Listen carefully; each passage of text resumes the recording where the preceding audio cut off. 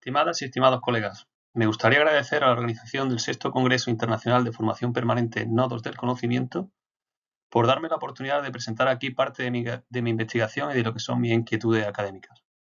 Es un honor compartir este espacio con colegas que trabajan desde disciplinas distintas en torno a la educación.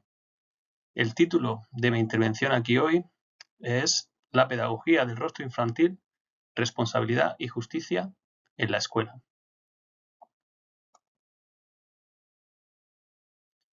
Voy a comenzar mi intervención con una escena muy sencilla. Lunes a primera hora. Se pasa lista, se recuerdan y aplican plazos, existen rúbricas que rellenar, y delante de nosotros una niña que no ha dormido, un alumno que regresa tras un ingreso, otro que no entiende por qué la lengua que se habla en su casa no es la de la escuela. Ahí, exactamente ahí, es, ante esos desafíos, donde se decide el sentido de la educación, entre exigencia y fragilidad. Mi propuesta es una gramática, un conjunto de categorías, una serie de orientaciones que nos ayuden a decidir y a dar razones en situaciones distintas, para movernos en ese difícil equilibrio sin perder a nadie por el camino. Mi objetivo es ofrecer una forma de mirar, inspirada en el pensamiento del filósofo Emmanuel Levinas, que oriente decisiones escolares comunes desde dos ejes. Por un lado, la responsabilidad ante el rostro infantil, y por otro, su traducción en prácticas justas dentro de instituciones reales. No se trata en ese sentido de proponer técnicas levinasianas a modo de un manual de intervención. Lo que vengo a proponer sería más bien criterios que pueden servir en el aula, en una tutoría, durante la evaluación o ante un conflicto real. Para ello, voy a organizar mi ponencia en 5 bloques. Para situarnos empezaré por el porqué. ¿Por qué volver a Levinas hoy? ¿Qué dimensión real de la escuela podemos iluminar desde su filosofía y qué malentendido queremos evitar? Desde ahí entraré en la pieza que sostiene todo el argumento de mi comunicación, la infancia como porvenir y el rostro que nos descoloca. Hablaré de fecundidad como imagen de un futuro que no controlamos y que, sin embargo, orienta nuestra acción educativa. Con base en eso, daré un paso más, ¿no? Pasaremos del uno al muchos, es decir, pasaremos de la relación ética que responde ante la singularidad del otro a la presencia y toma en consideración de lo que Levinas llama el tercero, es decir, el otro del otro. Se trata de explicar por qué la atención y el cuidado brindado a unos ha de ser compatible con la existencia de reglas que valgan para todos y de qué modo éstas pueden organizar la vida en común sin traicionar la ética que nace del encuentro personal. A continuación, presentaré también lo que llamo hospitalidad estructurada. No es un método perfectamente definido, sino una actitud ética que se podría concretar en 4 orientaciones que nos ayuden a decidir con exigencia y cuidado, a dar razones y a corregir cuando dañamos. Y para no quedarnos solo en grandes palabras, aterrizaré en lo cotidiano. ¿Qué cambia en la evaluación, en la gestión del conflicto y en la inclusión? ¿Y qué salvaguardas necesitamos para no caer ni en moralismo blando ni en tecnocracia fría? Cerraré al final recogiendo las consecuencias prácticas, cómo medir la excelencia sin dejar a nadie atrás y cómo convertir la responsabilidad en decisiones públicas y revisables. Bien, a la escuela le pedimos a veces cosas que parecen incompatibles. Resultados visibles y humanidad concreta, es decir, adquisición de conocimientos, asimilación de competencias, consecución de objetivos por un lado y por otro también atención personalizada o incluso despertar vocaciones. Cuando se nos exige solo rendimiento, es fácil caer en una aritmética que mide todo menos lo importante, la posibilidad real de cada alumno para aprender sin quedar señalado, expuesto, apartado o rezagado.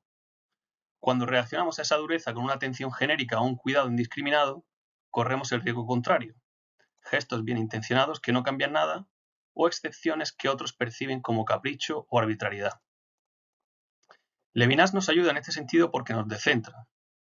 Presentaré brevemente su figura. Levinas fue un filósofo judío de origen lituano y nacionalizado francés que nació en 1906 y murió en 1995. Vivió las 2 guerras mundiales y perdió a casi toda su familia en el Holocausto. Su pensamiento, que se enmarca dentro de lo que en filosofía se conoce como fenomenología, está profundamente marcado por todos esos acontecimientos y ha situado a la ética como filosofía primera. No tiene ningún escrito dedicado específicamente a la escuela, ni tampoco encontramos en su obra el tema de la educación como una cuestión central, con lo cual lo que proponemos aquí es una traducción de sus propuestas a este ámbito y una aplicación práctica de su filosofía. Levinas nos recuerda que antes de nuestra planificación y nuestros conocimientos está el encuentro con el otro, ese rostro que no controlo, que me sorprende y que me reclama no dañar, no abandonar, en definitiva, responder. No es sentimentalismo, es la base de cualquier responsabilidad, que Levinas entiende como principio de individuación, es decir, lo que nos convierte en sujetos. En esa relación ética con el otro, uno mismo despierta el sentido de su humanidad y descubre una orientación en su existencia. Y al mismo tiempo nos recuerda que nunca estamos solos tú y yo, el yo y el otro, siempre hay otros afectados. A esa presencia Levinas la llama el tercero, y él es el principio de la justicia, de las reglas, de las instituciones. Dicho brevemente, se puede decir que para Levinas la ética va primero y la política después, pero ha de ser una política o una lógica institucional que no traicione a ese origen ético del que procede. Por eso creemos que la escuela y todo lo que en ella ocurre es un espacio que puede ser pensado y orientado desde categorías levinasianas. Para ello, cabría plantear la escuela y el proceso educativo mismo como un espacio de encuentro y de reconocimiento. La escuela como institución ocupa un lugar intermedio entre la esfera personal o el ámbito más íntimo y la esfera pública o la vida en sociedad. Como vía de inserción social, a través de la adquisición de conocimientos, la escuela ha sido analizada desde teorías críticas en filosofía, como pueden ser la escuela de Frankfurt, o el mismo Michel Foucault. Ha sido analizada la escuela, digo, como un espacio de disciplinamiento, pues en ella se disciplina al alumnado para hacerlo competente y apto para lo que de él exige el mercado laboral. Es un enfoque muy crítico desde el punto de vista sociológico y permite, y es pertinente incluso para el mismo Levinas, que podría suscribir todo lo que esos autores dicen en ese sentido. No obstante, de su filosofía, podemos subrayar que no existe verdadera transmisión de conocimiento, una transmisión liberadora, sin reconocimiento. Es decir, la escuela no es solo una institución para la formación, y en ese sentido disciplinamiento. También es un espacio de encuentro, un espacio vivo donde las relaciones personales son muy intensas y son decisivas para la vida de todos los implicados. En ella arranca, se emprende y se despliega lo que algunos filósofos han denominado los caminos del reconocimiento. Así lo han visto, por ejemplo, Paul Ricoeur o Axel Honneth. Mirado eso, esa dinámica del reconocimiento desde Levinas, podríamos distinguir 4 dimensiones, ¿no?, en ese camino del reconocimiento. Una primera forma de reconocimiento sería la del reconocimiento de mí por el otro, imprescindible para ir forjando la propia autoestima, pues la mirada que el otro me devuelve me humaniza y nos permite a cada uno decir yo, reivindicar nuestro lugar y autoafirmarnos ante los demás. Por otro lado, es señal de madurez psíquica y moral pasar al reconocimiento recíproco, segunda forma de reconocimiento mutuo, en el que nos valoramos y respetamos como iguales, capaces de abrirnos a un verdadero diálogo que estructure una auténtica convivencia social. Siendo del todo necesarios, tanto para el desarrollo de la propia autonomía como para el respeto de la libertad de los otros, esas dos formas de reconocimiento tal vez no son del todo suficientes, así lo ve Levinas. Ambos tienen para nuestro autor unas raíces de sentido más profundas. De ahí que sea pertinente para Levinas hablar de una tercera forma de reconocimiento decisiva para entender lo que somos y en este caso también para el sentido mismo del proceso educativo y la experiencia vivida en la escuela, si aplicamos todo esto a nuestra cuestión, ¿no? Se trata, en esa tercera forma de reconocimiento, del reconocimiento del otro por mí, es decir, el reconocimiento del otro en su alteridad, en su diferencia, o mejor dicho, en su unicidad o su singularidad. Es este tipo de reconocimiento el que evita y nos saca de una construcción cerrada, excluyente o violenta de la propia identidad, pues lo que aprendemos a través de ese reconocimiento es que el propio proyecto de vida, que se pretende libre y autónomo, no puede ser tal sin responder también del proyecto de vida de los demás, sin hacerse cargo y sin responsabilizarse de ese proyecto de vida de los otros con los que convivimos y construimos un mundo en común. Lo que acabamos de plantear desborda sin duda a la propia escuela, pues en esa dinámica de reconocimiento estamos embarcados todos los seres humanos desde distintas esferas. Además, como suele decirse, la educación es cosa de todos. No es solo un asunto que atañe al profesorado y al alumnado, sino también a madres, padres, familias y a la sociedad en su conjunto. Ahora bien, la escuela es un espacio donde todo ello se plantea de un modo acuciante por el tipo de convivencia que conlleva y las dificultades y los obstáculos que implica. Desde la perspectiva abierta por Levinas, la escuela no tiene que ser solo o no tiene que estar solo orientada a la formación de individuos autónomos capaces de valerse por sí mismos desde la adquisición de ciertas habilidades y la asimilación de ciertos conocimientos, y tampoco ha de ser solo el ámbito donde se cobra conciencia de los límites de la propia libertad, donde uno aprende a convivir como ciudadano desde el fomento de ciertos valores o el cultivo de ciertas virtudes. Siendo esos dos aspectos absolutamente necesarios e imprescindibles, aquí lo fundamental sería ver la escuela como el lugar o la etapa donde se empieza a madurar y se aprende a ser persona. Esto para Levinas quiere decir que la relación interpersonal como relación ética es donde descubrimos el sentido de nuestra humanidad, que la responsabilidad por el otro es la fuente de donde se nutre nuestra propia libertad. Esto es, una libertad madura que no ve la libertad de los otros solo un límite, sino algo también que le incumbe en primera persona y le preocupa. Llegar a ser persona, humanizarse en ese sentido, consiste en saberse y sentirse responsable también por la libertad de los demás. Hecha esa reflexión inicial, cabe preguntarse si es posible aprender y enseñar algo así, sin caer en un moralismo insoportable. El discurso de Levinas no es aleccionador ni pretende ser edificante. Lo que él plantea es cómo esa experiencia de radical humanidad que supone el cara a cara con el otro, con el cuestionamiento que implica, es lo que nos hace humanos. Y nosotros afirmamos que dicha experiencia de radical alteridad es también la que preside y posibilita cualquier proceso de enseñanza y aprendizaje. ¿Cómo transmitir entonces el sentido de lo humano que se descubre en esa responsabilidad por el otro que nos es constitutiva? ¿Cómo transmitir eso? Para Levinas no es eso una doctrina sobre la que se pueda predicar ni constituye un dogma desde el que disciplinar. La experiencia de alteridad en la relación interpersonal él la describe como un acontecimiento ético y usa ese término para señalar cómo el yo se ve perturbado por la demanda del otro hasta el punto de verse obligado a responder, a hacerse responsable, a justificar lo que piensa, lo que dice, lo que hace o, en nuestro caso, lo que enseñamos.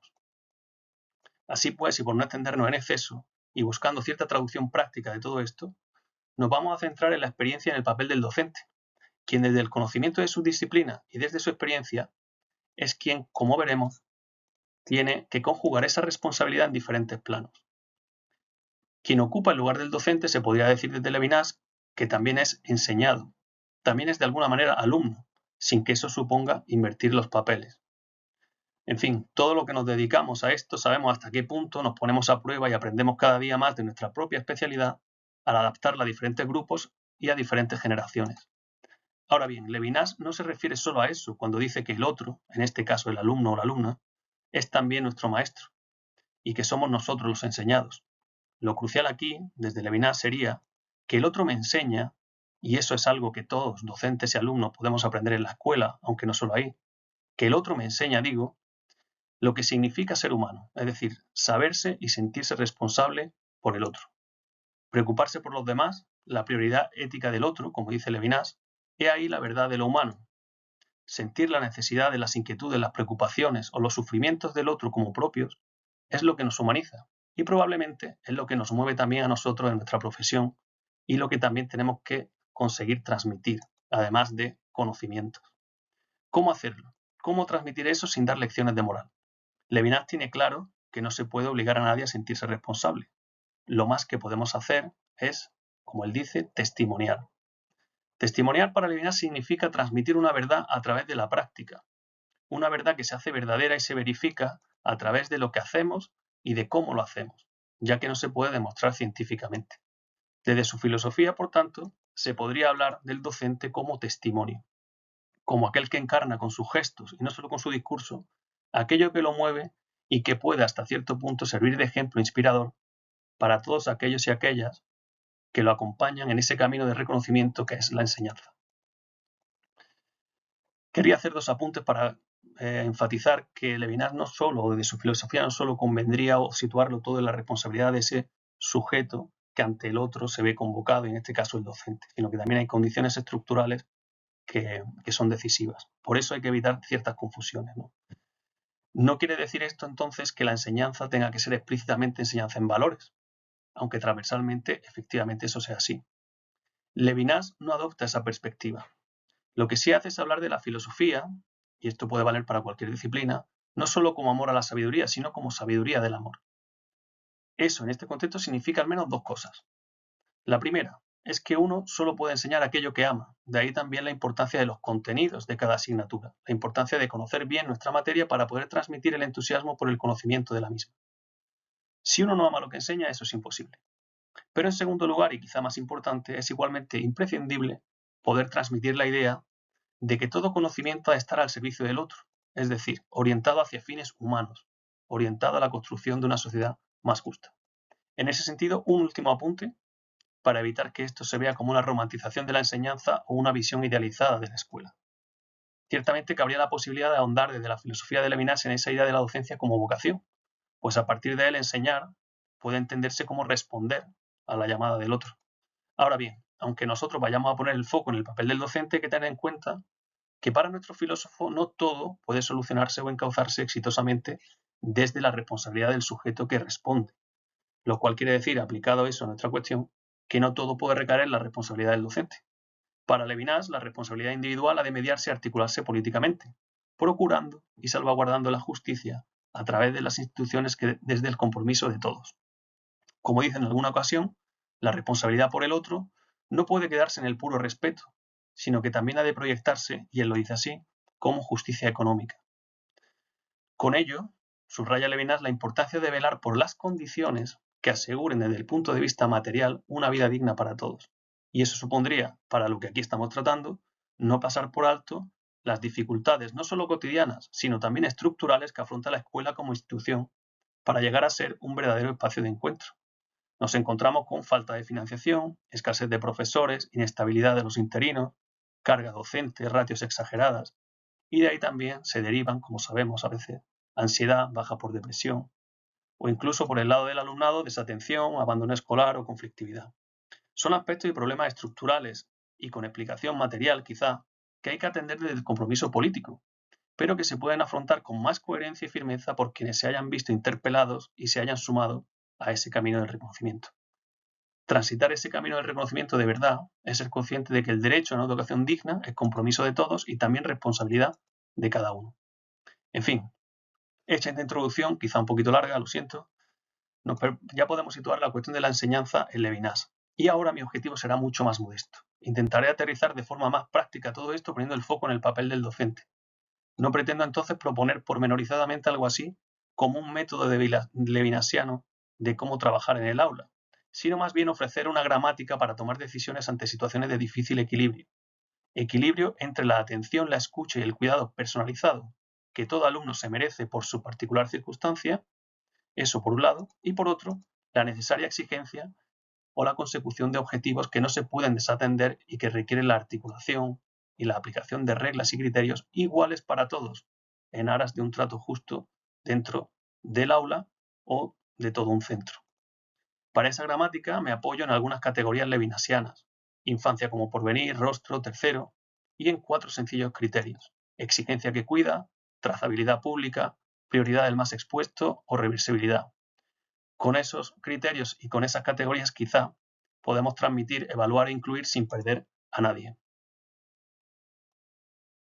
Cuando hablamos de infancia solemos pensar en la etapa inicial del proceso que es la vida de una persona, una etapa en la que todo está en ciernes o despuntando de forma incipiente. Falta madurar, falta saber, falta autonomía.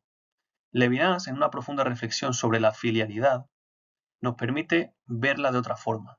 La infancia nombra el porvenir que nos llega desde fuera y abre posibilidades que nosotros, los adultos, no habíamos previsto. La palabra que él usa es fecundidad. El futuro no es prolongación de mi identidad, ni solo despliegue de un proyecto calculado, sino una novedad que me obliga a salir de mis cálculos o de mis previsiones. Trasladado a la escuela, esto significa que el sentido de educar no brota de nuestros cuadros de mando, sino de esa presencia concreta que nos desinstala y nos pide hospitalidad o acogida. Ese es el significado del rostro en Levinas. El futuro se piensa desde el compromiso con esas generaciones venideras de las que somos responsables. Cuando pensamos así, cambia el modo de mirar las decisiones. La evaluación, por ejemplo, deja de ser un semáforo para convertirse en un compromiso con trayectorias. Una sanción no es un cierre, sino la oportunidad de reparar el vínculo sin humillar. El currículo deja de ser una línea recta e idéntica para todos y se convierte en una ruta compartida con tiempos distintos y segundas oportunidades.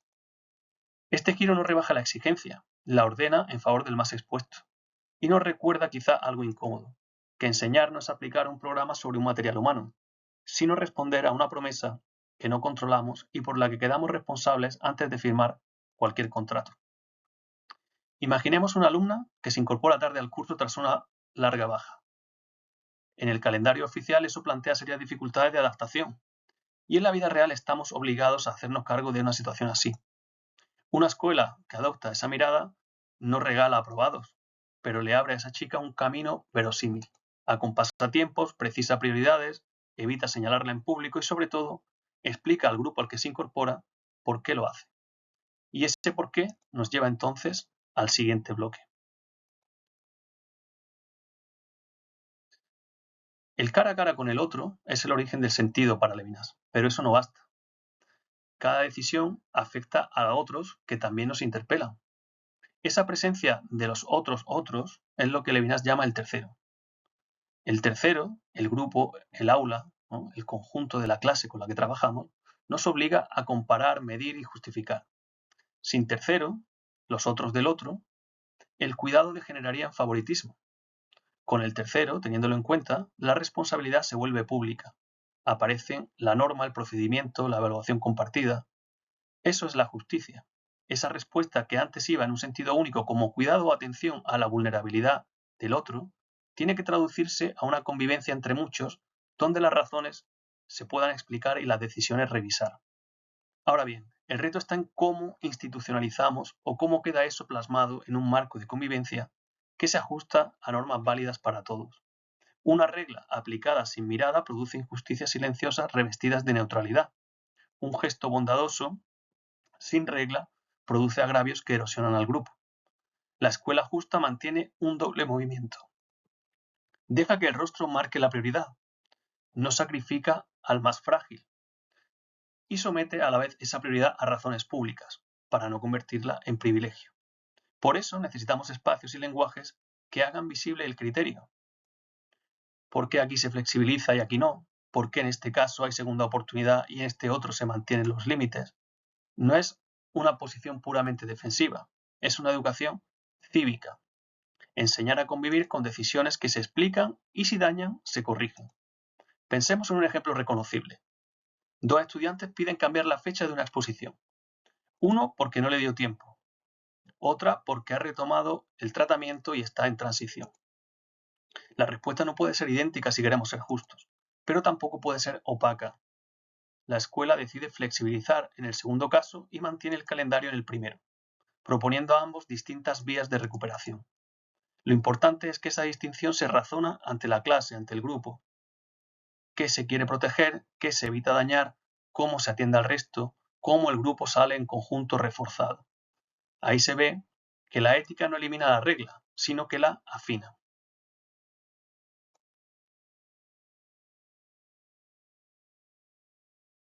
Para no quedarnos en buenas intenciones, en puras palabras, propongo nombrar la traducción entre rostro y reglas como hospitalidad estructurada.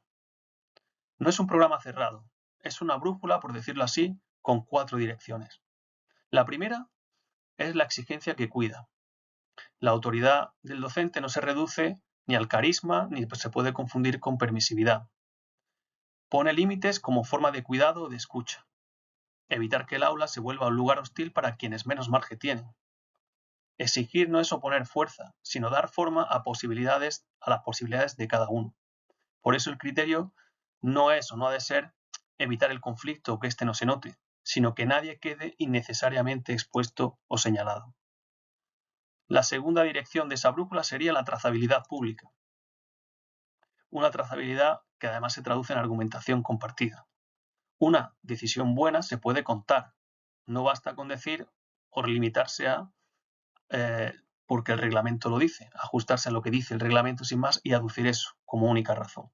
Las razones deben ser comprensibles para el tercero, para el conjunto del grupo.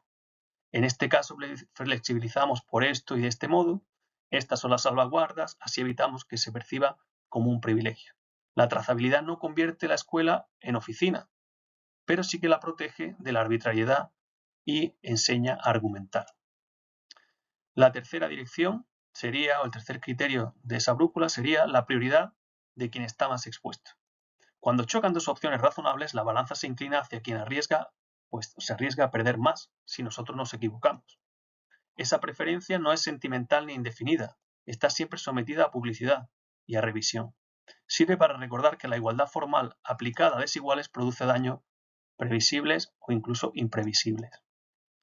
La cuarta es la reversibilidad efectiva. Toda decisión es finita. Algunas dañan sin querer. La autoridad responsable no se atrinchera. Corrige cuando hay evidencias, repara cuando hubo efectos colaterales, aprende para la próxima. La reparación no diluye la norma, sino que la legitima, la vuelve justa. Dicho así suena abstracto. Llevémoslo entonces a escenas concretas. En primer lugar, podemos centrarnos en la evaluación. Evaluar no es solo clasificar en función de unos resultados, también es responder por los efectos de una nota en la vida de quienes dependen de ella, sin desincentivar cuando queden objetivos que lograr. Una evaluación alineada con esa gramática hace por lo menos tres cosas. Acompaña procesos con devoluciones que abren camino y no solo justifican números. Reconoce contextos cuando son relevantes, enfermedad, precariedad, cuidados, lengua, porque ignorar esos contextos no es neutral, sino que es injusto. Y muy importante, explica por qué se flexibiliza aquí sí y no allí, para que el cuidado no se perciba como un favor. En la práctica, eso se puede traducir en segundas oportunidades con condiciones muy claras, con rutas de recuperación realistas y un calendario que, sin romperse, admite ajustes cuando la igualdad formal haría más daño que bien. Eso no es bajar el listón, es situarlo donde no queden expulsados por defecto quienes llegan con menos recursos o con menos posibilidades. En segundo lugar, podemos tratar la gestión del conflicto. Un parte por mal comportamiento, por ejemplo, siempre y seguramente es necesario, pero no puede agotar la respuesta. El conflicto es una herida del vínculo y por eso, además del dicho, del protocolo, como diríamos con Levinas, también necesitamos el decir, es decir, escucha, reconocimiento del daño y compromiso de cambio. Por decirlo en una fórmula, sanción sí, señalamiento no, sería una buena máxima. Evitemos señalamientos o exhibiciones gratuitas, graduemos las consecuencias, midamos su sentido por lo que restituyen a la convivencia. Después del castigo siempre quedan huellas. Reparar es devolver posibilidades, ofrecer apoyos, habilitar nuevas formas de participación para que el episodio no se convierta en identidad. Y de nuevo, razones públicas. ¿Cuáles fueron los criterios? ¿Qué vías de revisión hay? ¿Cómo aprendemos como institución para prevenir repeticiones? En tercer lugar, podemos abordar la cuestión de la inclusión. Tener a todos dentro no basta si algunos solo están, por así decirlo, tolerados. La inclusión efectiva no es tolerancia compasiva. No acumula, por otra parte, tampoco permisos especiales. La inclusión de verdad rediseña ambientes, tareas y evaluaciones para que nadie dependa de una etiqueta para existir o ser tolerado en el aula. Escuchar la voz del estudiante, más allá del diagnóstico, implica dejar que esa voz incomode nuestra propia organización, que no solo la adorne. Y cuidar la exposición pública. Igualdad mal entendida convierte en espectáculo lo que debería protegerse con discreción. También hay una dimensión de saber o propiamente de conocimiento. Se puede abrir el currículo a otras formas de conocimiento y eso no es un gesto que haga concesiones a reclamos identitarios, es reconocer otros modos legítimos de nombrar el mundo. Si no, la inclusión se vuelve asimilación amable. Te acepto si hablas y piensas como yo. He aquí, por tanto, tres ámbitos en los que podríamos aplicar todo esto que venimos diciendo con espíritu levinasiano. Faltan las salvaguardas, porque el camino tiene dos precipicios. Uno es el moralismo, decir o apelar al cuidado muchas veces y no cambiar nada, dejarlo en una retórica vacía. Eso se evita uniendo convicciones a procedimientos mínimos, trazabilidad, revisión, seguimiento de efectos. El otro precipicio que hay que evitar es la tecnocracia, cumplir reglas sin escuchar a nadie. Eso se evita con escucha estructurada, dejar memoria de los motivos, alternativas y consecuencias, y abrir canales de apelación. No se trata de caer en una burocracia asfixiante, pero sí, por ejemplo, articular o dar concreción a una burocracia mínima del cuidado, por decirlo así, la necesaria para que la prioridad del más vulnerable no parezca capricho y para que cualquier decisión pueda entenderse y discutirse y, si hace falta, corregirse. Bien, querría terminar volviendo a la escena del principio. La excelencia escolar, término habitual en el que se cifra con frecuencia el objetivo de la educación, no se mide solo por informes impecables ni por consignas bien intencionadas. Esa excelencia también pasa por conseguir que la escuela sea efectivamente un espacio de reconocimiento, por nuestra capacidad de abrir futuro cuando el presente viene con desafíos que nos generan dificultades y nos plantean situaciones dilemáticas. Esa excelencia pasa también por no dejar a nadie atrás cuando las reglas parecen más rápidas que las personas, y pasa por decidir con rigor y corregir con humildad. Si tuviera que resumir en una frase o en una fórmula lo que hemos expuesto, sería esa de hospitalidad estructurada. Hospitalidad para recordar que el otro no es un mero material de nuestro proyecto y para recordar que la educación es acogida y respuesta siempre a necesidades y circunstancias especiales. Estructurada para que ese cuidado no se diluya en arbitrariedad, sino que se convierta en decisiones explicables, revisables y reparables. Entre el rostro y el tercero, entre la promesa y la regla, ahí se juega en parte el sentido de la educación y de lo que nosotros podemos transmitir. Y en ese equilibrio se juega la posibilidad misma de hacer de la escuela un espacio de reconocimiento. Muchísimas gracias por su atención y quedo abierto a cualquier cuestión que podamos discutir en nuestro foro.